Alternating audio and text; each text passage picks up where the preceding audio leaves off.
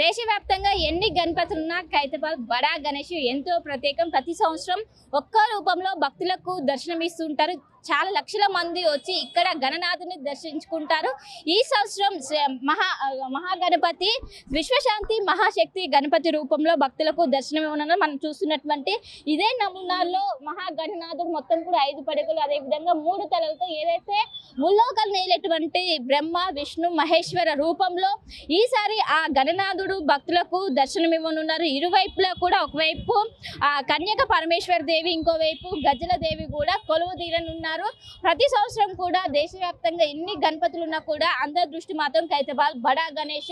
ఈసారి 69 అడుగుల్లో ప్రతి సంవత్సరం కూడా సుప్రీంకోర్టు గైడ్ లైన్స్ ఆధారంగా కేవలం మట్టి విగ్రహం, ఎక్కడ కూడా ప్లాస్టర్ ఆఫ్ ప్యారిస్ వాడకుండా మొత్తం కూడా మట్టి గణపతి మాత్రమే ఇక్కడ వాడుతూ ఉంటారు. మొత్తం మీద మనం విద్వాసులో ఇప్పటికే గణనాథుడు భక్తులకు దర్శనం ఇవ్వడానికి కొలువు తీరారు.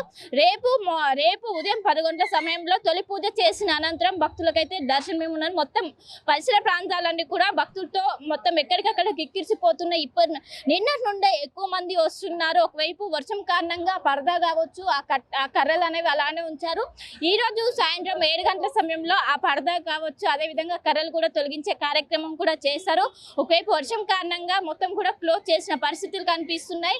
వర్షాలు వచ్చినా కూడా మొత్తం మీద ఎలాంటి ఇబ్బందులు రాకుండా భక్తుల కోసం ప్రత్యేకంగా ఏర్పాట్లు చేశారు. విద్వాసులు కూడా చూసుకోవచ్చు, ఇప్పటికే బారిగేట్స్ కూడా ఏర్పాటు చేసి వచ్చిన వారికి ఈ దర్శనం అనేది ఈజీగా అయ్యేందుకు కూడా ఏర్పాట్లు చేశారు. ఒకవైపు రేపటి నుంచి కూడా ఖైరతాబాద్ పరిసర ప్రాంతాల్లో ట్రాఫిక్ ఆంక్షలు అనేవి అమల్లో ఉన్నాయి.